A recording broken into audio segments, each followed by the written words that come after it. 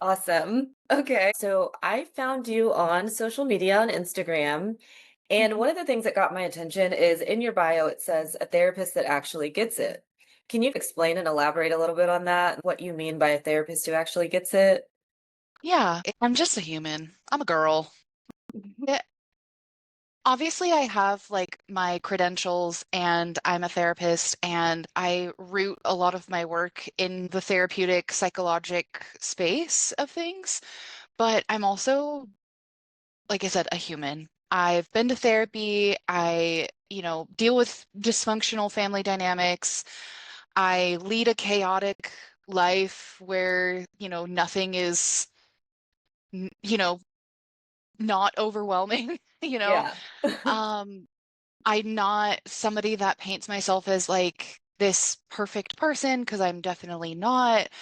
Um, so when my clients come to me and they say like, wow, like I've never had anybody that understands me in that way or in this way before. And it's like, yeah, girl, because I am you, you are me, you know? Yes. I get you. So yeah, that's just kind of what I mean. I love that. And that's what I sensed about you too. You're very down to earth. And it's like immediately I just felt like some kind of connection. You're not my therapist or anything, but it was just like coming across your page. I felt like what you do and your approach to therapy was so genuine and authentic, that it really drew me to you. So, um, what first called you into becoming a therapist? And were you always someone that people came to for support? Mhm. I think I've always been fascinated by people and truthfully, when I started school, like um after high school, I was Mhm. actually going to school to become a nurse, and I always knew that I was going to be in some kind of like helping profession of some kind. The plan was never originally to be a therapist, but I went through anatomy and physiology in college, and I was like, no, we're not doing bones and muscles, babe. That's that's not for me. Yeah. So I went a little undecided there for a while. Um, But I was naturally taking like psychology classes for just like your undergrad, like prereqs and stuff like that. And I decided along that process that was really interesting to me. So I was very fascinated by people, not just in what they do, but like why they do it. I took a victimology class is oh, what I took. So the study of victims. And the professor that I had for that class was a trauma therapist, like a crisis trauma therapist. So she would integrate a lot of her work in that field to the understanding of victims. And I was just drawn to it. Like I understood it, my brain understood it. I felt really like connected to it. And I just wanted to know more and just as I kind of like delved in deeper, I knew that I wasn't just interested in behavior, but I was interested in healing. And I wanted to help people make sense of themselves with compassion instead of judgment. So it wasn't all at once. It wasn't immediate. It's not something that was always on my radar. It just bit by bit as I'm like going through school and figuring out myself and what I'm interested in, it led me here. So yeah. now I'm here. Awesome. And so, Um, do you yeah. think too, like even being introduced to that class, do you think there was a part of you, because I think to work in healing or to be a therapist or, anything in the field of wellness, do you feel like you had a certain level of empathy that was always there and maybe that kind of sparked it a little bit because you were able to see the perspectives of different sides in that course? I think so for sure.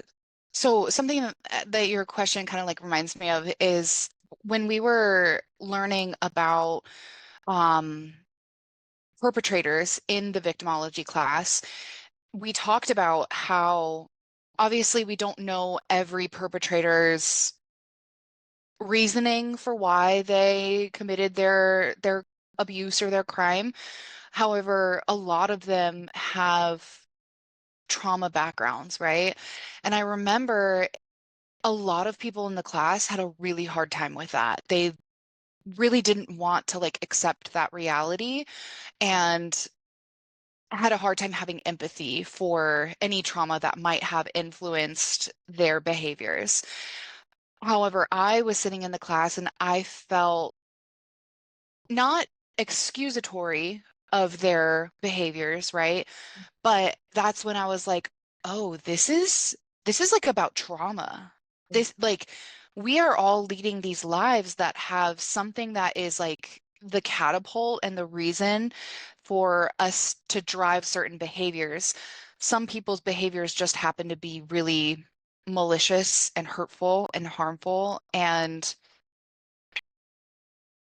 not legal. Yeah, exactly. Yeah. Um, so, you know, and I guess like my own experience with like empathy is being misunderstood myself. Perhaps, that kind of plays into it a little bit too, is like I've definitely been misunderstood when I've like said something or done something wrong or potentially out of character, never intending for it to be hurtful or harmful, but I was angry. Or I was angry at my brother, I was angry at my sister, I was just angry as a teenager, and I felt really misunderstood, wishing that somebody would understand like what was driving my behavior. Yeah.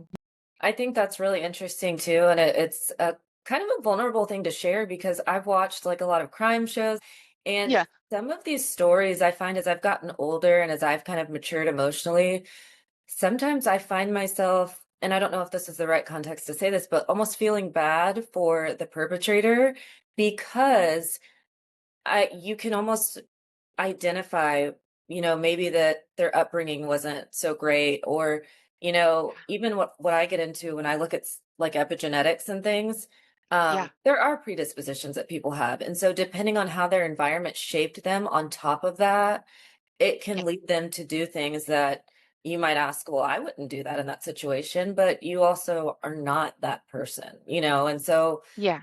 I think it's something that can be difficult to wrap people's heads around when it comes to looking at, a perpetrator versus a victim, and then kind of Yeah. having a little bit of what you would, I guess, say empathy for I don't know if you call it empathy, but being able to understand that there's something there too, that Yeah. they're human too, and that there's something going on there. Yeah. So that's really important. Um, and then when you think about your own emotional growth, how do you think that's affected your identity? Because I think a lot of people think that when we heal, we have to change who we are. And Mm. me, for example, I'm doing this podcast and we're in professional mode, but I'm super goofy. I Yeah. cuss like a sailor. But I also still feel like I've reached a level of emotional wellness that I am healed and I do understand different things. But, I had an incident with a lady at the Target this morning who didn't like what I was wearing. I was in workout clothes. She thought I was so inappropriate. And I mean, I just had on leggings and a sports bra. Now, granted, I Oh my. wanted to have a jacket on, but she just looked like she was repulsed by me. And I was like, and it kind of triggered me a little bit. And so it's like you Yeah. have moments where even though we may have done the work or all these different things, we're still human and we still are who we are. So, how do you think that ties into your identity as far as emotional maturity and kind of healing and going through these growing processes? Yeah. I think just in general, like that, I've made a couple of posts recently about emotional regulation, and so my brain is kind of like there at the moment, I suppose. And I guess in the best way that I could describe it, healing, emotional regulation, growth, identity work, like you could do all of those things Mm. and you still might be activated by something. Right. You still might have an interaction that elicits some kind of emotional response. Mhm. That's not the absence of work. That's the presence of being a human. Mhm. You know what I mean? Like we are naturally always ebbing and flowing through all of our emotions. Emotional regulation for me is how quickly can we get back to that baseline after we have diverted from it because of some kind of trigger or activation? So when I think about it from like maybe like an identity perspective, I am who I am, and I am who I have always been. I just have different skills to regulate myself now than I did previously, Yeah. if that makes sense. Yeah, that's actually a really good way to put it. I really like that because I am someone who dealt with a lot of repressed anger. Mhm. And I have moments where I'll still get triggered or angry by something, but Yeah. I would mistake it for, oh, well, I'm not who I should be because I still got triggered. I'm supposed to be healed. And I think a lot of people sometimes have that misunderstanding. And so I Yeah. think it's a matter of, like you said, how do you regulate your emotions now that you have learned different coping skills and mechanisms? Yeah. So it doesn't necessarily change your identity, but you just learn new skills and you can still be that person. And it can still be okay to get angry, but how do we deal with it now versus how we used to deal with it in the past? Um, Right. and so then we talked about empathy a little bit, and I wanted to talk some more about compassion. Mm. When it comes to Kayla holding space for someone, how do you do that? How do you find that, I guess, the best way to do that for people as a whole? Because everyone's different. So in general, I guess Yeah. generally speaking, how do you hold space for someone? I feel like there were several layers or like things that I've like accumulated over the years and my time being a therapist. And I feel like it would be remiss if I didn't start from the beginning of how like those layers started to begin. Oh yeah. When I was um, I was still in grad school doing my internship, and my practicum. I was actually working with children, families, and teens. Okay. So kind of a different population that I work with right now. And I was kind of thrown into this world where I really had to understand child psychology. I don't know if you've ever read The Whole Brain Child. If you haven't, it's so good. Um, and in this book, it talks about how behavior is a form of communication. It's one of the first ways that we learn how to communicate is through our behavior, through expressing ourselves, when we're angry and upset. And one thing that I would always teach the parents of my clients that I would have at that time is that we have to have a foundation of every emotion is okay, not every behavior is healthy or acceptable. Right. Yes. All feelings are okay automatically. How you handle them and what you do with those emotions, that is what's not always going to be okay. So especially when we were talking about like perpetrators just a moment ago, their trauma is valid. Right. Their experience is valid automatically.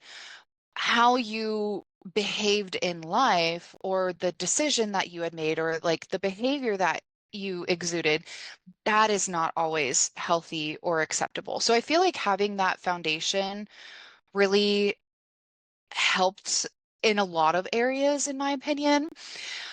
Most people are doing the best that they can with the tools and the experience and the wounds and the resources that they have available to them.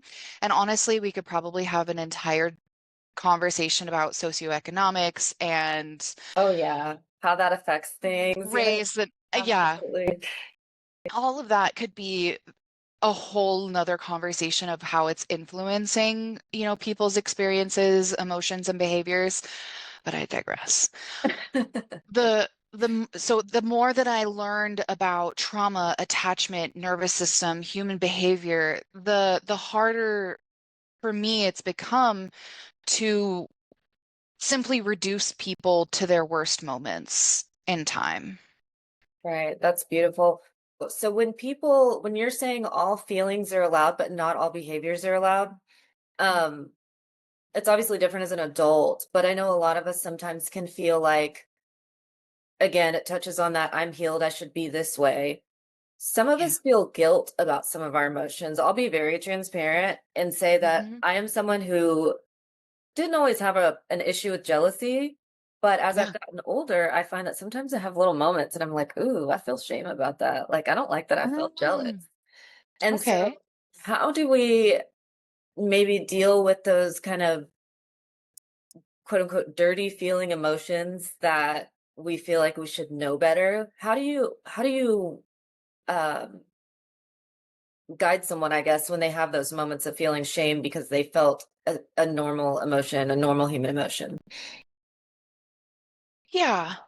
I totally get that. Because I feel the same way too. And especially like I was saying, like, I'm a new mom of two.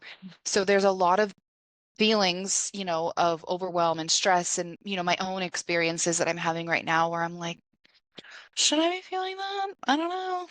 Um, I'm feeling really overwhelmed and I don't know what to do with that. And I myself have had to come back to some of the basics that help me in this space of, I guess, comprehension. And it's feelings are information. Mm, good. Yes. They are forms of communication. Mhm. And um, so one of my modalities that I practice a lot, I would even consider it like my home base of therapy, is IFS or parts work, Mhm. right? And that is, in essence, saying that there are multiple parts of us that exist inside, kind of like Inside Out, for anybody that's like listening Yes. or watching that maybe I is love that unfamiliar. movie. Girl, me too. Um, think about like how we are so dynamic as people that we are going to have multiple parts of us that are leading and driving our thoughts and our experiences and our reactions. So each part of us is has a job, has a role, has information that it's bringing to, the control panel of our brains, if you will. So, really the emotion is trying to tell us something. Who is it trying to, what is it trying to protect? What is it trying to inform us of? How is it trying to keep us safe? What is the intention of that behavior? For you, you were saying like, sometimes I get jealous. My question would be like, okay, what's the information behind that? Yeah. How is that part of you? What is it trying to tell you? Mhm. How is it trying to keep you safe? Um, and when we use more curiosity, that is also going to be an anchor that keeps us connected to compassion Yeah. instead of shame. When we use shame, it's very much so like, I shouldn't do this. Why am I feeling this way? I need to stop feeling this way. Whereas if we're curious, that allows us to understand ourselves, like what is that emotion that's driving our behavior, and then we can have compassion for ourselves and correction. Something else I used to say to some of my parents is we have to have connection before correction. If we want to correct what's going on with our behavior, again, the unwanted or unhelpful or um, you know, maladaptive behavior, we have to know what's driving it. We have to connect to whomever, the child, ourselves, if Yeah. we want to see correction take place. Right. Yeah, because self-awareness is something that I really like to touch on a lot because I feel like without having that self-awareness, it's hard to really heal or do anything. Yeah, Because if you're not able to identify what it is, what's causing it, and where it's coming from, how right. can you fix it? Hmm. So I love IFS. You actually Hmm. answered all my questions. I was going to ask you about that. I think it's really great. Yeah. And I think once you give those parts of you self-compassion, or you give rewind. When you have self-compassion for those parts, your nervous system is able to kind of calm down and regulate a little bit better. So, um, Yes. even in my experience, I like to think of it as when I get angry or I'm somebody who doesn't like to cry. When those emotions come, I've learned to sit with them and just think Yeah. about it as like a wave, like an ocean wave just passing through. Hmm. Like it's going to Hmm. rush over me and I'm just going to sit and do nothing and Yeah. then it'll go, you know? Right.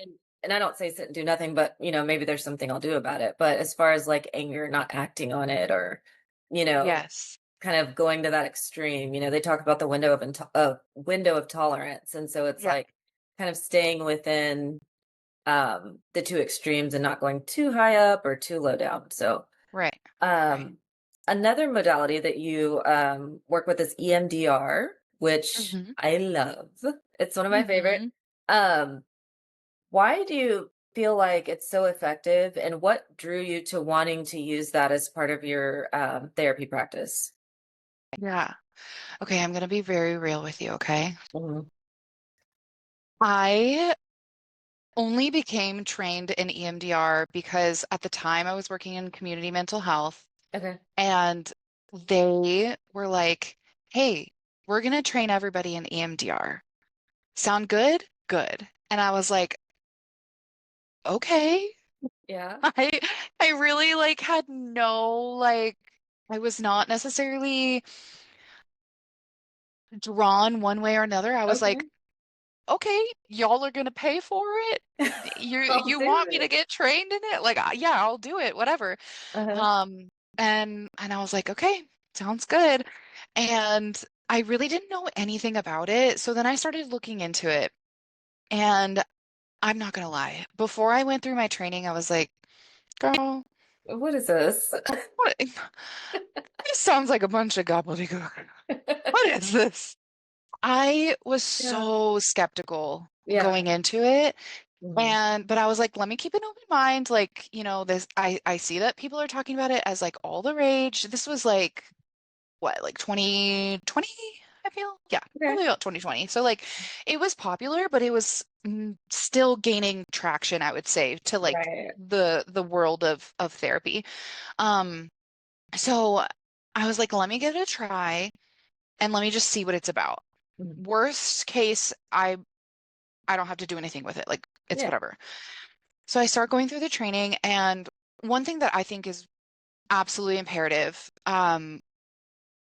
they had all the clinicians be a client Mm. to another therapist in the group. We broke off into like really small groups and like one-on-one pairings, and we did EMDR on each other Mhm. so that we could practice. And when I sat and did it myself and I felt it, I was like, all right.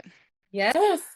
I'm a believer now. I had to experience it for myself. It was one of those things that again I was very skeptical on, but then when you actually have the ability to tune into your body like that and have that experience for the first time and actually do it, it is the most wild feeling ever. Mhm. Even when I'm like explaining it to my clients that have never done it before, I'm like, listen, it sounds like witchcraft. I Yes. know. I know.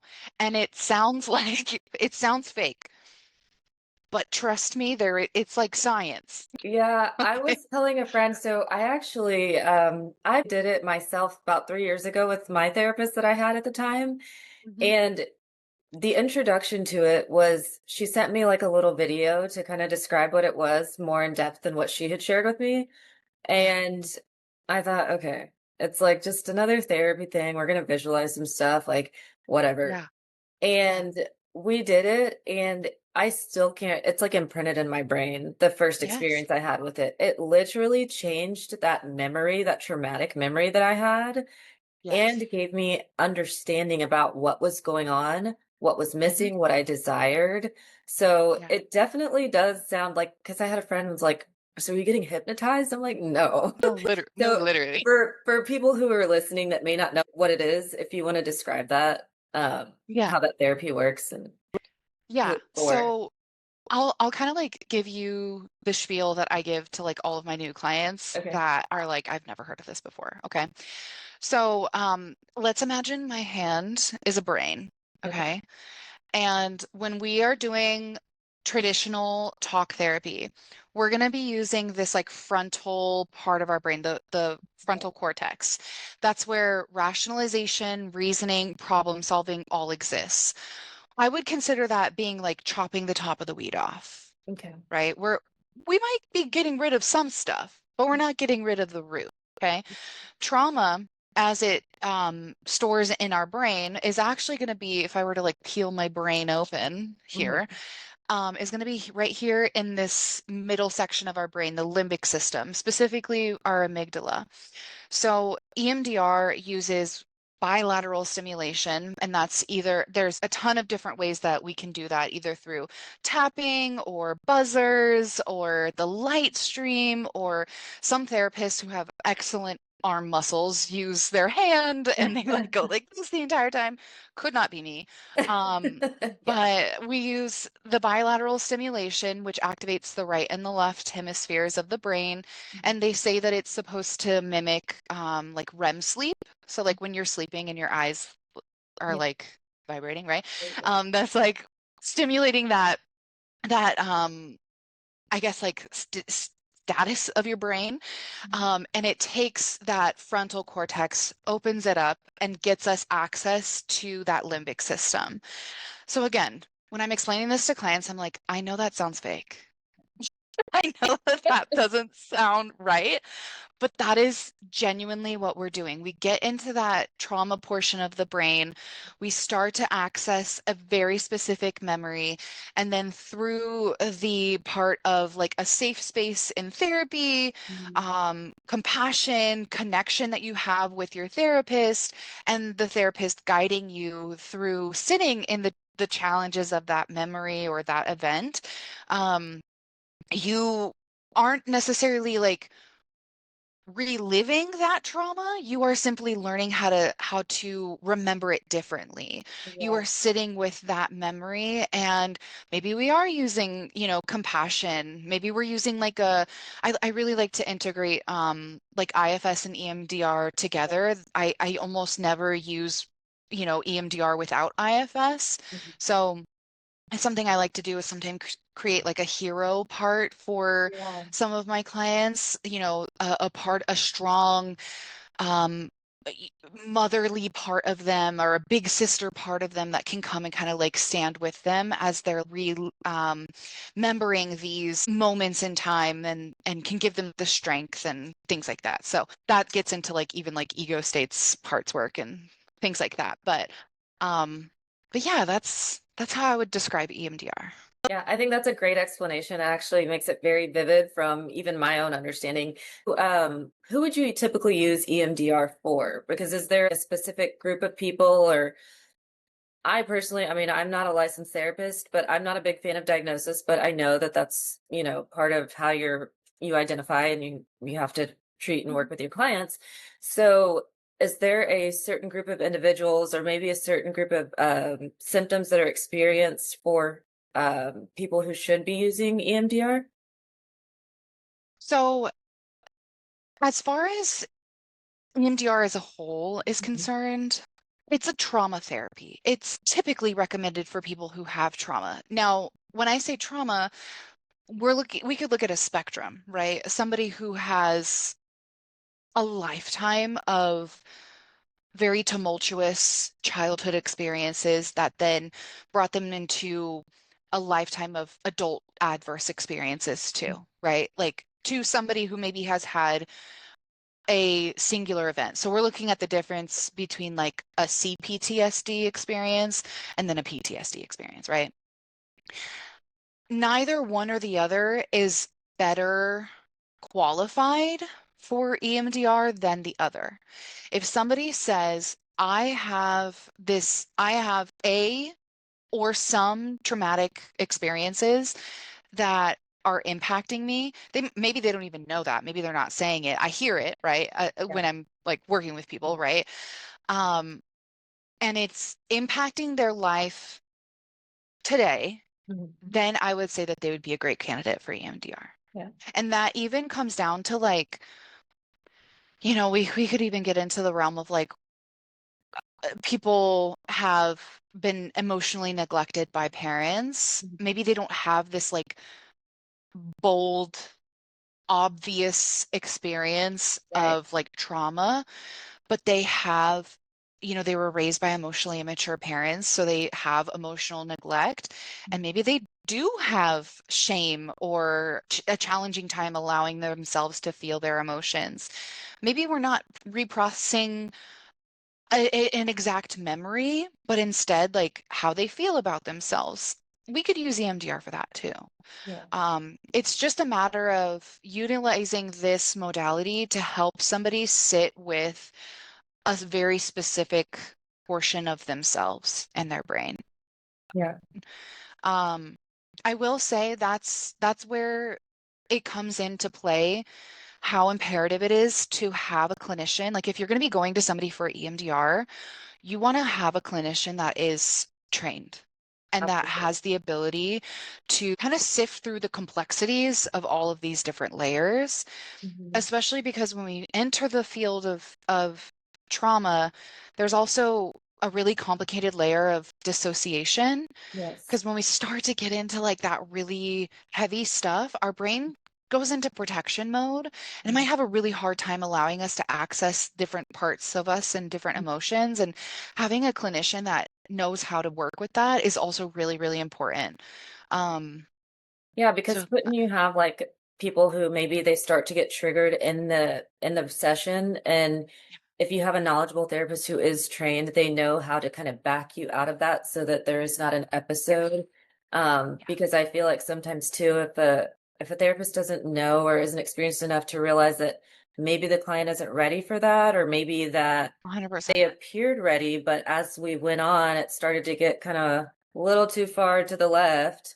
Hmm. Then you've got to know how to properly pull back so that they don't, Right. go through the rest of the week and now they're in depression mode because they got triggered. Yeah. So, yeah, Yes. definitely important to have somebody who's trained for sure. So that's why I Yeah. thought it was so amazing that you're trained in that, because even if it came Mhm. about the way it did, it's such Yeah. a special, I guess, additional certification to have as a therapist, I believe. So For awesome. sure. For Yeah. sure. Yeah. It's very complex. It's simple, but Mhm. it's also complex, if that makes Yeah. sense. Yeah, Yeah. absolutely. There's Yeah. there's 'Cause layers. yeah, it ties into that neuroplasticity where it's like, Yeah. well, I remembered it was blue. Well, I remembered it was purple, because it's like we can kind of remember events the way that we tell them to ourselves in our mind. And so when you're Mhm. going through that EMDR process, like you said, you're not necessarily reliving it, but you're kind of Yeah. able to identify or kind of shape what was missing or what should have been, or Yes. so forth. So, Yeah. and it really does Yeah. help because, like I said, my first session still sticks with me of an event that really happened. That now, when Mhm. I think about it in a much more positive light that offers a Mhm. lot more compassion and understanding, even though I was the one who was hurt. So Yes. it opened a door to forgiveness, and, I could go on, but I think it's an amazing form of therapy that could help a lot of Yeah. people. So you talk about perfectionism, which I love because I am somebody who I'm big into astrology. I don't know if you've seen that on my page or not, but Mhm. I am a Capricorn sun. And so I am like hard work, rigid. I even have to Mhm. work on like the resting bitch face. Sorry for that. But, Yeah, girl. Same. and so I am someone who's had to learn to move away from perfectionism. Mhm. And do you see that also as a form of self-protection, or what is that when you see perfectionism in a client? What does that Mhm. look like? What is that to you? Yeah. No, I would absolutely see that as a form of protection. Also, Hmm. when's your birthday, girl? December 29th. Oh, I'm January 17th, so I'm a Capricorn too. Oh, okay. Yeah. I'm Yeah. December 29th, Capricorn and Sagittarius rising. So right Yeah. there. Okay, um, this would actually maybe be better explained if I also explain maybe IFS a little bit. So when I'm working with a client who's kind of new to like parts work or IFS, I talk about the fundamentals of like different parts of us. Okay, so IFS says that we have managers and firefighters. Those are going to be our primary protective parts, right?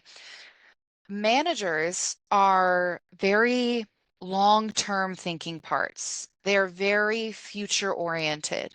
And in that umbrella of protective parts, are we going to see things like people pleasing, anxiety, perfectionism, um, thinking 5 steps ahead, all of these planning, things like that, right?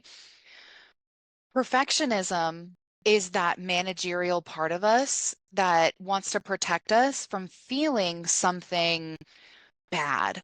In IFS, we have exiled parts of us. Those are like the young versions of us that maybe experienced trauma or maybe experienced emotional neglect.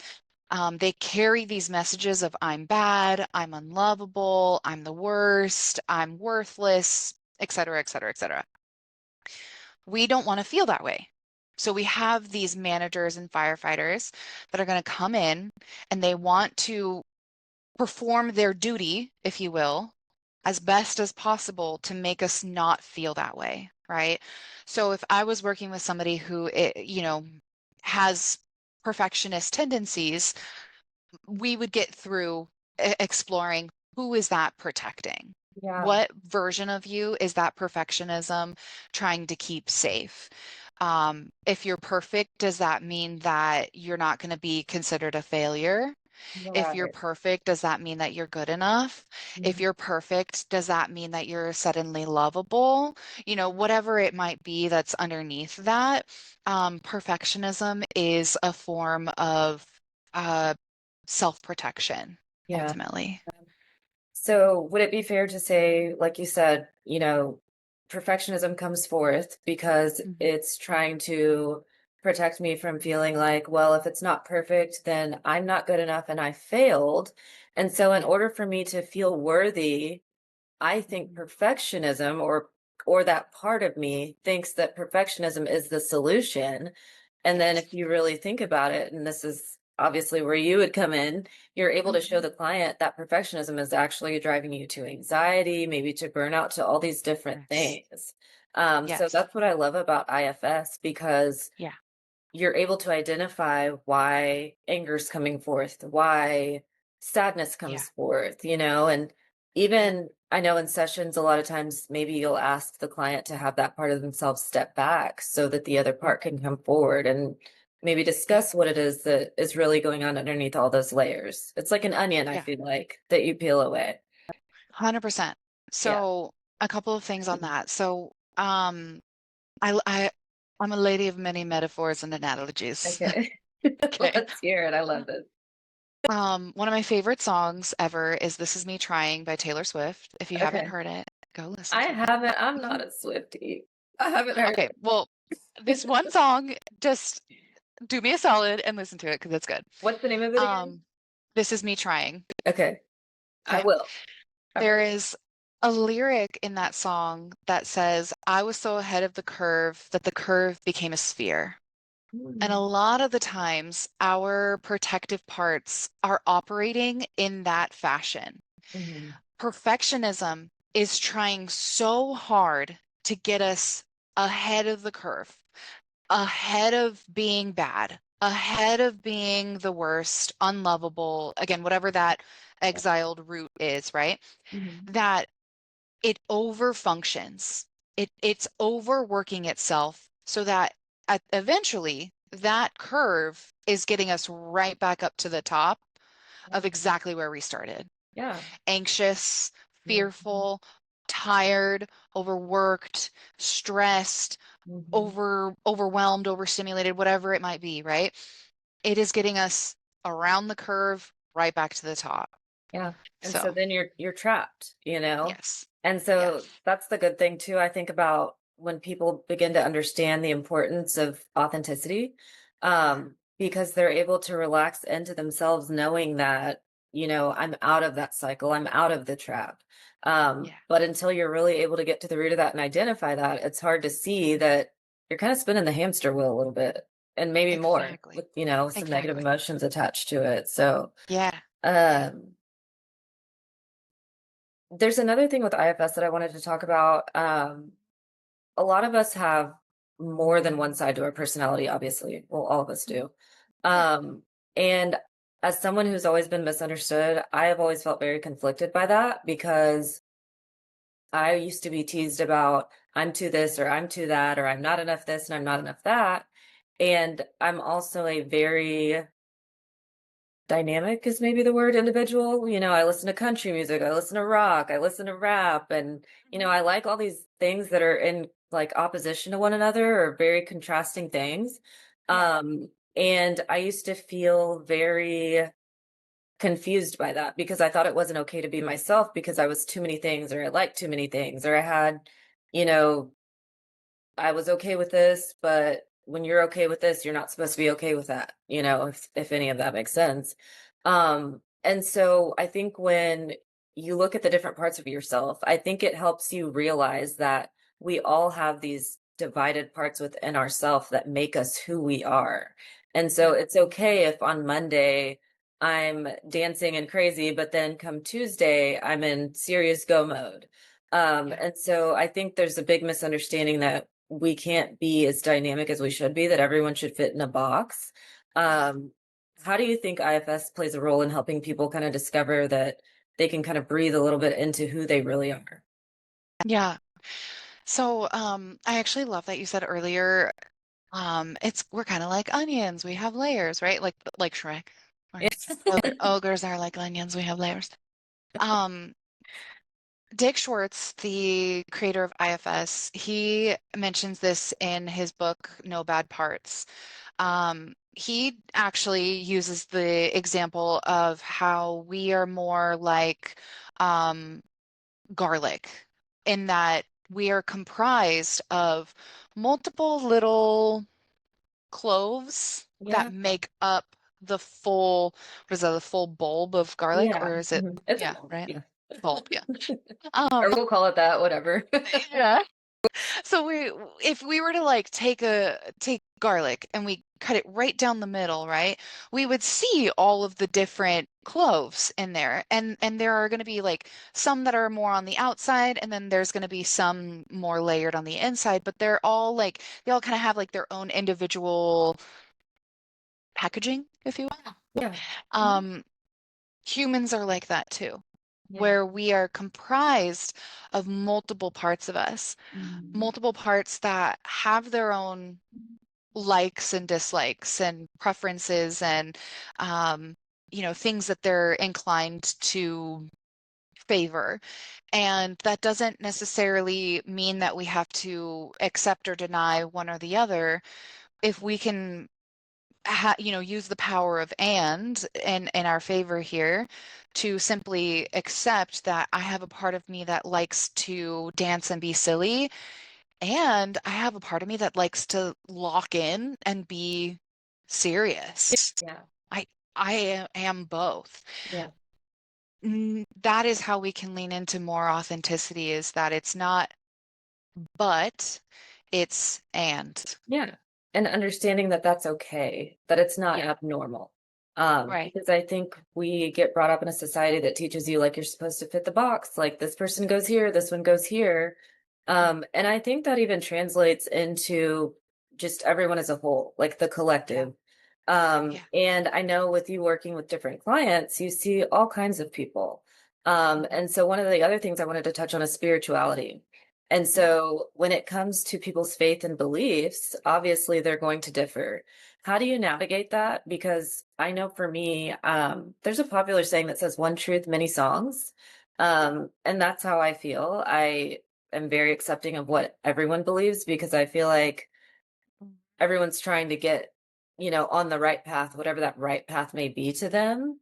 Yeah. So when it comes to that collective, the way you described that garlic, I feel like we can take that from the individual and apply it to humanity as a whole. How do you kind of navigate that with your clients as far as, what they share, what they believe, what their culture says, when they come to you with certain issues or things of that nature? Yeah. So something that I kind of say a lot Mhm. is and I really focus on a lot is autonomy. Oh, yeah. My I hold expertise about mental health. My clients hold expertise about themselves. And good therapy is going to happen when those two forms of knowledge work together. When they are able to cohesively exist at the same time. I don't need clients to see the world the way that I do. That's not my goal or my role as their therapist. My role is not to tell them what to believe. It's to understand how they can make meaning of their own experiences and help them move towards whatever life they want to live. Yeah. So, I have clients that have asked me, I'm really religious. How can we integrate that? Or I'm not religious at all. I don't want to hear a lick of it. And I do my best to accommodate both perspectives because it's not me that's informing their decisions about religion or spirituality one way or the other, but instead I'm using the same curiosity and compassion that, we were talking about earlier and allowing that to help drive their opinions of whatever it is that we're talking about to the table in an autonomous way. Um, does that make sense? Yeah, it does. And I think that's something that therapists are like, if you're really good, which I believe you are, have to be really careful with because, especially for someone who has had their autonomy challenged, there's a fine line between like, how do I guide this person without telling them who they should be? And so I Yeah. think that when you're a great therapist, you're able to kind of navigate that effectively. So, Oh, that's fair. um, when we were talking about self-worth, when do you see self-worth wounds begin to form? Do you find that that happens to most people when they're very young? Do you find that it's based on, people with relationships, certain events or circumstances? Hmm. I I would say that they are formed through repeated experiences that are teaching someone something about who they have to be in order to belong or to be safe or to feel loved. Um, and that can come in like so many different flavors for so many different people. Maybe they learned that their worth has to be like they have to be helpful in order to get attention. They have to be easygoing in order to prevent conflict. They have to achieve the highest standard in order to earn praise. Yeah. With again, so many different like flavors of worth that can come there. Um, and I would say it definitely does start in childhood with the attachment relationship that you have, with your caregivers for sure. Um, but I wouldn't say that it's impossible for it to come through, in your adult relationships. Um, it might not be something that was a problem in childhood, but maybe it becomes really strong with a hard relationship in adulthood, potentially. Yeah.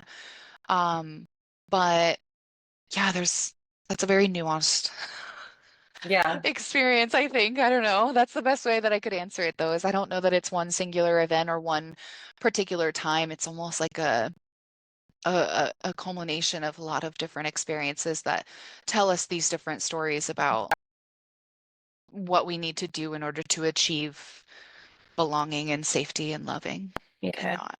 And with trauma, a lot of people obviously are going to experience grief as well.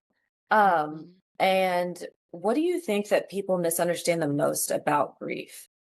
Oh, do you have another hour? Oh my goodness. So much, so much. Um, Grief is not just the loss of someone or something that we love. It's not just death. Maybe it's the death of who we were. Maybe it's the death of life before trauma happened. Maybe it's the realization of what you wanted life to look like, but then there's this realization of like, oh, it's not going to look like that. That is grief. Um, you know, Loss of time, loss of self, grieving yourself as you change, as you evolve, losing coping mechanisms that you thought you would have with Yeah. you your entire life. And now all of a sudden you have to like reorient to different, phases of experience and coping. There's grief in that.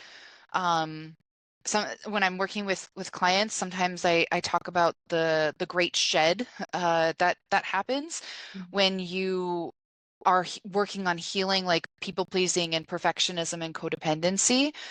Part of that work might include losing relationships in your life with friends, family, partners, siblings, you name it, as you begin to detach from people pleasing, perfectionism, codependency, start setting boundaries, start holding your own, start prioritizing yourself, you are going to experience this like shed of folks in your life. And there is grief in that, Yeah. in that realization. So, and all of that is trauma work. All of that is the work of healing trauma. So a lot of the times I like to say like therapy is the work of learning how to grieve because there's Yeah. so much Because to grieve. you almost have to show yourself compassion when you're grieving, instead of feeling like it's something you shouldn't be doing. Um, 100%. because even in motherhood, so I'm a mother of five, and I know you just had your second. And so I know that when you go into motherhood, sometimes you can grieve the person that you were before. And I think we have to realize like it's okay to do that because I think a lot of times mothers are left feeling guilty, like that they Mhm. miss, being able to do some of the things they used to do or who they were before. Yeah. And so on that note, do you feel like there's anything that society is failing to provide when it comes to motherhood and mothers in general? Okay. Um, Gosh, again, how much time do you have? We, as a society, as a world, fail mothers constantly, Yeah. constantly. I would argue that the ones that are holding up other mothers are other mothers. Yeah. Um, because we get it, right? Like the only other person that gets it the most is going to be another mother.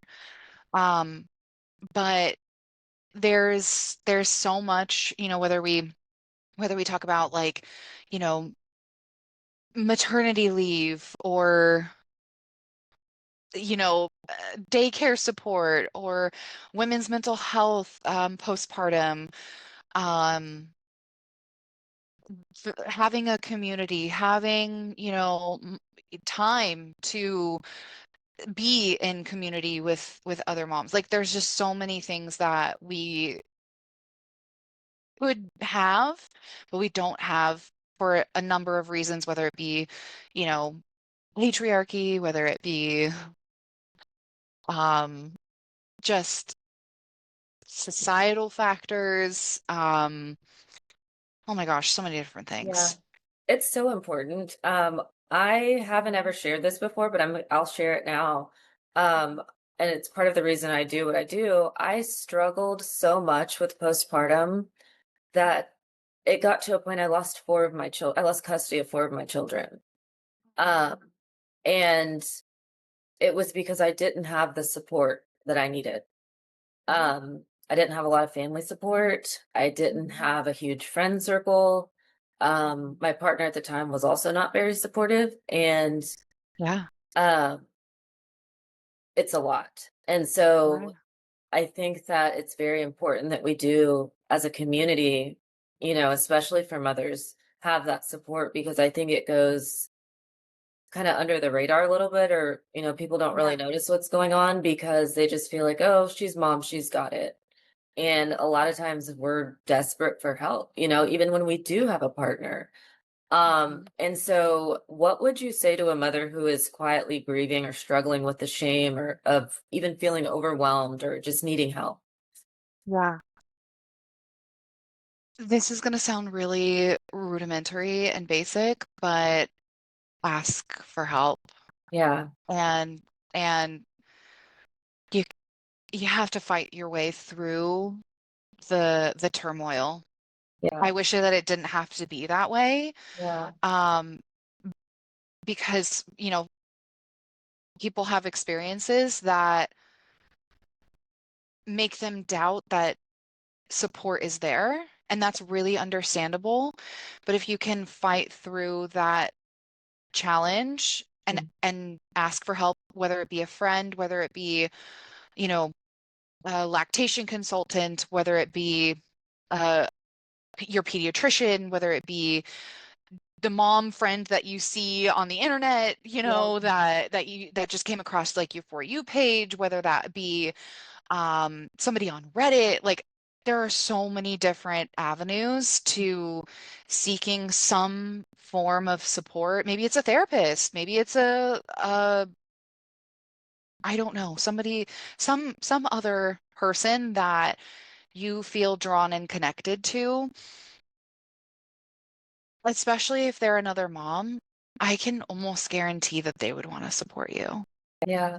And I think it's because they get important. it. Yeah. And I think it's definitely important too for the people who maybe aren't the ones in need of help to kind of reach out and check on people too, because 100%. I will speak for my situation. I didn't even have anyone to ask for help. I Yeah. remember sitting in the garage calling the crisis helpline to get help because I had no Yeah. one. Yeah. Um, and so I think it's important that we check on people because, sorry, I'm going to start tearing up now, but Oh. also to check on people because some of us really don't have help, you know, and it's like people see, oh, well, she's got her sisters. Well, I'm not that close with my sisters, you know. Yeah. My dad passed Yeah. away. My mom and I have a strained relationship. And so there are people who really don't have anyone, even though they look like they might. And so I think it's, oh, sorry, I'm gonna have to probably cut some of this. I think it's really important that we also reach out and check on people because, again, not everyone wants to ask, especially when they don't have those close bonds and connections where they're even able to feel comfortable enough to ask. Yeah. So I think that's Yeah. just something for people to be mindful of as well. So, Yeah. um, and You then, can choose to do what you want with the editing here, yeah. but Oh, I'm gonna edit a I bunch of this because I'm a hot mess I today. I hope that you don't edit I that part out. I think you and The I, reason I say that yeah, because vulnerability gives us connection. yeah. And you're showing a lot of vulnerability right now.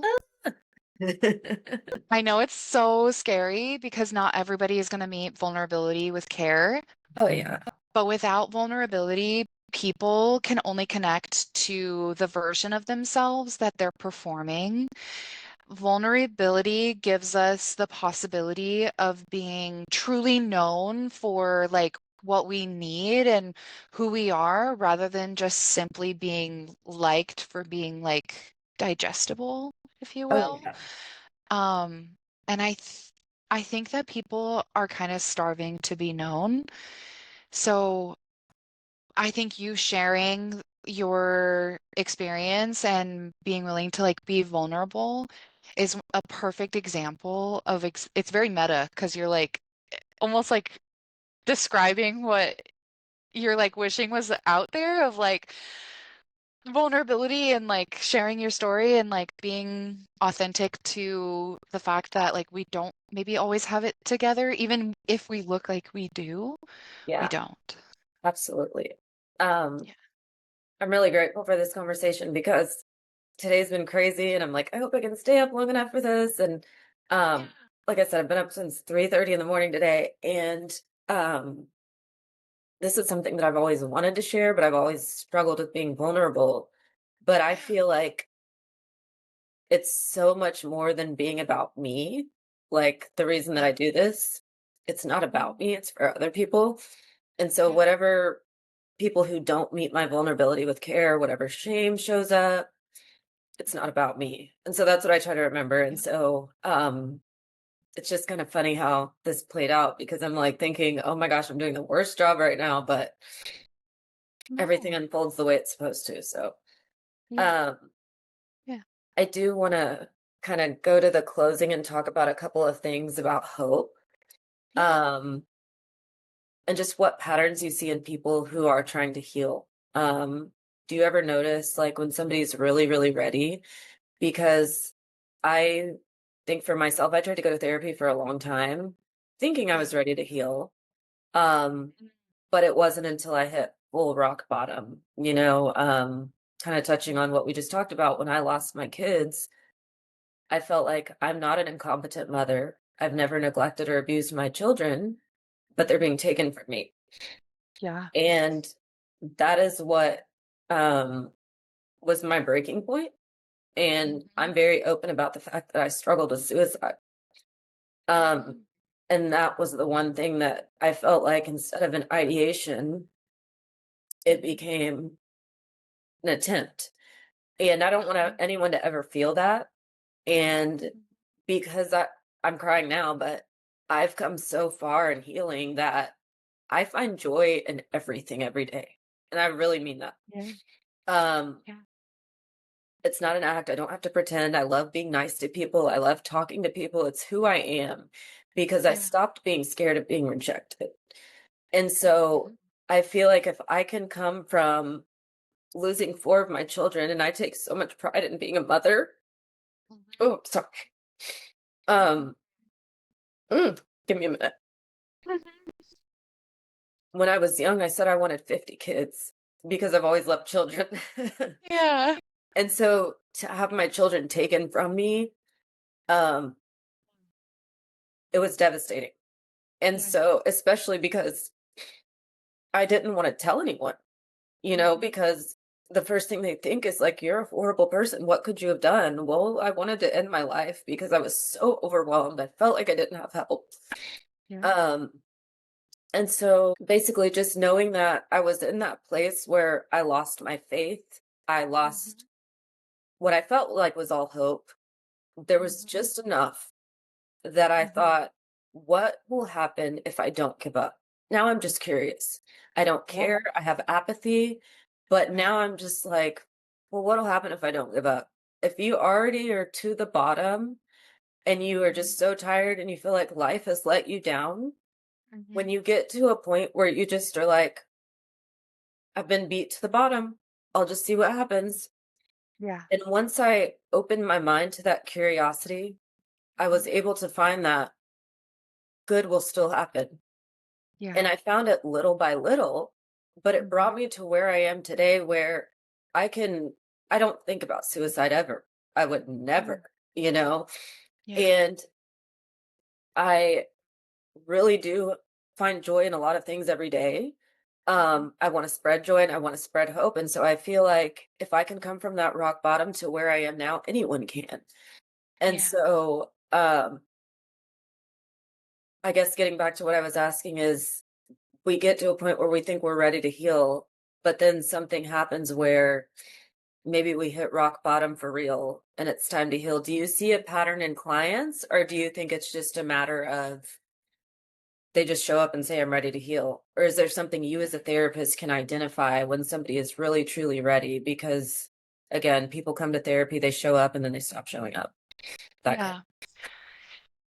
So there's kind of like multiple things in there that I kind of want to touch on. of. Hope for somebody that is at their worst, emotionally shut off, at rock bottom. Hope is not necessarily going to look or feel inspiring. Right. It's not going to feel like you would imagine it to feel. Hope is going to be maybe very small. Um, Looking maybe, yeah, I just want to say one thing. Looking back into that moment, what I now identify as hope, I didn't even recognize as hope then. That's how small it exactly. is. Yes, like minuscule, you Right, know? It might look like continuing despite not being sure anything is going to change. right. It might look like going forward even when you're at rock bottom and just taking the smallest step to get up from rock bottom. That is hope. Yeah, Hope is showing up. Hope is coming back, next week to therapy. Hope is calling a friend. Like there's so many different varieties of that, but hope is not always going to feel inspiring. It's going to feel like the hardest thing you've ever had to do, Yeah, in my opinion. I agree. In relation to people that may or may not be ready, when I start therapy with my clients, I like to explain to them the types of therapy that I engage in, parts work, EMDR. I'm also very relational, and I'm not a blank slate therapist. I'm very attachment based. So the relationship that I have with the client means a ton to the benefit of their progress. When I meet with a client for the first time, I explain all of those things to them and I say, again, my goal is to pull the root of the weed, not just cut the top of the weed off. Right. That is not for everybody. Some people aren't there yet. Some people need to have the work of just distress tolerance based skills before they can really dig deep and evaluate those deeper parts of their soul. That's okay. Yeah. That's all right. If that's where you're at on your journey, then that's where you're at. Yeah. And if that's what you have the capacity to experience in the realm of like healing, Mhm. start there. Start anywhere. It Yeah. doesn't have to be this in-depth trauma work unless you're ready for it. Yeah. Because trauma work it's painful. Yeah. It's hard. It's not easy. Yeah. It requires you evaluate and acknowledge parts of yourself that you might not like, Hmm. things that you have done that you might not want to acknowledge. And that there's grief, which is uncomfortable. There is emotions that maybe you have never really allowed yourself to feel that Yeah. you have to feel in order to heal. That is deeply uncomfortable, and it's not always somebody is not always going to be ready for that. Yeah. So I always like to explain that, to my newer clients. And I hold on to the belief that there is a therapist out there for everybody, but not every therapist is for everybody, Right. right? You kind of have to find one that works well with you. And I do find that, especially through like social media, because this is a lot of like what I talk about on my social media Yeah. platforms, people find me because that's what they are looking for is they don't want any more surface level. They do want like that deeper rooted work. But there is I would say like a threshold of building different types of capacity in order to be there, if that makes sense. Yeah, absolutely. I think healing is for everyone. And Yes. I think it happens differently for everyone. I think the 100%. timing is different. Yes. But I think just starting somewhere is good Right. for everyone. Yeah. You don't have to get to the scary stuff if you don't want to, just like you said, but every little Yeah. step counts Right. because I truly believe that everyone is going to get where they need to be when they're supposed to, Yeah. and everything happens Mm. when it's supposed to. So, Hmm. Hmm. um, yeah, I think when people reach out, it's whatever you're comfortable with, you don't have to Yeah. dive in head first. Right. So I think Yeah. that's a good point to make. And as far as because you work with trauma so much, Hmm. um, what keeps you capable or able to hold so much pain? Because you're talking to people about all of these different issues. Um, how do you remain hopeful when you're witnessing all of that? So I have to be mindful to take care of myself, Mhm. reconnecting with my own humanity, time with my family, time with my husband, movement, rest, hanging out with friends, laughter, um, not being in such a strong, caretaker mode is really important for me to be able to have the capacity to hold space for other people. Something that I do like to say as well is, a lot of my clients, especially when we're talking about hope, A lot of clients come in and say like they don't have hope for the future. So I like to say like I can hold on to that hope for you until you're ready to feel it and have it for yourself. I have hope that things are going to be better. And I guess in some ways that's when the words that we use matter, especially like in ourselves and to other people. Sometimes knowing that we have hope for the future can almost like cultivate that in and of itself, right? So I don't think that everybody is doomed forever, regardless of their circumstances or their experience. I think that we can all keep going. Yeah. So I naturally have that perspective for anything and everything. I have hope that things are going to make sense, things are going to work out, no matter the circumstances that they are. And I think that that is something that helps me not feel like it's just doom and gloom all the time, because I have hope that things are going to be okay. Yeah. And it reminds me of a Nelson Mandela quote, and I actually have it framed in my house. It says, Mhm. it always seems impossible until it's done. Oh, Um, amen. and Hmm. so it's, no matter what anyone is going through, it may not be tomorrow, it may not be in 5 years, maybe it is in 2 years, who knows? But Hmm. whatever the obstacle is, I believe that it can always be overcome. We may not know when, how, why, what method, even if it looks Hmm. like it's not. Just Yeah. from my own life experience, I believe it Hmm. will be okay. Yeah. And so I hope people remember that. What do you think is the smallest step somebody can take toward healing Mhm. just today? If they wanted to start today, what's the smallest thing that they could do just to get started? Be even just a slightly bit more curious than critical. Yeah, When we talk about healing, it is impossible for anybody to be 100% better after listening to one podcast or right. reading one book or going to one therapy session. I would challenge anybody that just wants to take a step towards healing. Why don't we look at just being 5% more curious towards yourself on a day-to-day basis?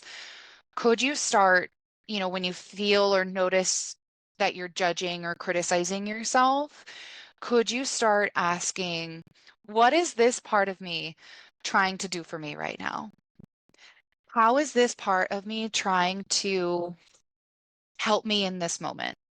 If we can just be like 5% more curious rather than critical, that alone breaks us into the world of compassion and healing. I think that's beautiful. The last thing that I wanted to ask you is, what do you hope that clients and community feel after interacting with you, being in your presence, or even having you as a therapist? What do you hope that you're able to leave with them? Hmm. Oh my gosh. If I could, I don't know if I could chop it up into one thing. Take your time, whatever you feel. Safe, Yeah. heard, loved, understood, um, capable of compassion, that they too can do it. Um, it is a lot of hard work, but they're so capable of doing the hard thing, of rewiring those neural pathways that are riddled with shame and self-hatred. Everybody is capable of overcoming that. And if we can believe that we are capable, if we have safety to be capable, compassion is right there. Well, thank you so much. Yeah. If anyone is looking for a therapist or wants to work with you, where can they find you? On Instagram, you can find me at Mariposa Mental Wellness. On TikTok, I am Counselor Kayla. Awesome. My, I don't know why my names are different, but they are. But yeah, most of the time people find me on Instagram, Mariposa Mental Wellness. Um, you can follow me there. I have like a link in my bio. If you're in Arizona, I am licensed to work with clients anywhere based in Arizona, so you can click the link in my bio, if you're interested in potentially reaching out and working with me. Um, yeah, that's it. Awesome. Well, thank you so much. I really appreciate you being on this podcast. Yeah, no problem. Thanks for having me. This was Of so course. fun. Of course. And I look forward to talking to you and keeping in touch. All right, my dear. Thank you Well, so much. yeah, stay in contact and I'm sure I'll talk to you soon, okay? And you take care of yourself and that little baby. Yeah, girl, I will. All Okay, right. You have a good evening. bye. Bye.